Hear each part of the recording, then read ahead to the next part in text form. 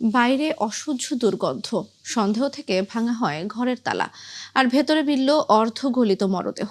বুধবার কক্সবাজারের রামুতে চাঞ্চল্যকর এই ঘটনার প্রাথমিক সুরতহাল রিপোর্ট বলছে বালিশ চাপা দিয়ে হত্যা করা হয়েছে জিহাদকে, আর জিহাদের টিকটকার স্ত্রী আখিকে খুঁজে পাওয়া যাচ্ছে না। কামরুল ইসলাম বিন্টুর প্রতিবেদন, ছবি তুলেছেন হেলাল উদ্দিন। বুধবার দিনের বেলায় বাড়ির উঠোনে পাওয়া যাচ্ছিল অসহ্য দুর্গন্ধ। সন্দেহ হয় বাড়িওয়ালার। পরে তাদের ভাড়া বাসার তালাবদ্ধ একটি ঘরের তালা ভেঙে বালিশ, কাঁথা ও কম্বল দিয়ে ঢাকা অর্ধগলিত মরদেহ দেখতে পান। পরিচয় নিশ্চিত হয় মরদেহটি তাদের ভাড়াটিয়া রামুর যুবক বেলাল উদ্দিন জিহাদের। নিহতের স্বজনদের সন্দেহ জিহাদকে তার স্ত্রী আখি বালিশ চাপা দিয়ে হত্যা করেছে। হত্যার পর মরদেহটি কক্ষ তালাবদ্ধ করে সে পালিয়ে গেছে। না, যাওয়ার পর দেখছি যে একেবারে লাকটা একেবারে শক্ত, এটা মনে হয় পুরো এক সপ্তাহ আগে মারা গেছে। হ্যাঁ, কয়েকদিন আগে ইফতারের সময় একটা ঝগড়া হয়েছিল এখান থেকে টিন দিয়ে খাকে একটা ঠেলা দিছে।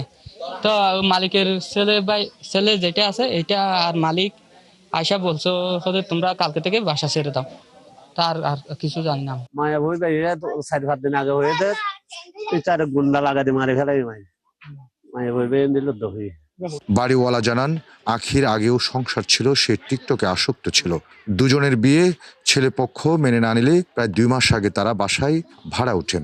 এরপর থেকে তাদের মধ্যে পারিবারিক কলহ ছিল নানা বিষয় নিয়ে। এটার পেশা, মেয়েটা নাকি ওদের থেকে মানুষ থেকে শুনতেছি মেয়েটা নাকি টিকটক করে। এগুলো আমরা তো জানতাম না আগে। ওদের ছেলেটার এলাকার মানুষরা আসলো, বললো, ওদের বোনদের থেকে শুনলাম মেয়েটা টিকটক না করে, এরকম ছেলেদের পাশায়। রামু থানার ভারপ্রাপ্ত কর্মকর্তা শেখ মোহাম্মদ ফরিদ বলেন, প্রাথমিকভাবে ধারণা করা হচ্ছে বালিশ চাপা দিয়ে হত্যা করা হয়েছে জিহাদকে। তবে ময়নাতদন্তের প্রতিবেদন পাওয়ার পর মৃত্যুর কারণ নিশ্চিত হওয়া যাবে। মৃত্যুর সঠিক কারণটা আমরা ময়নাতদন্ত রিপোর্ট পেলে আমরা আপনাদেরকে জানাতে পারবো।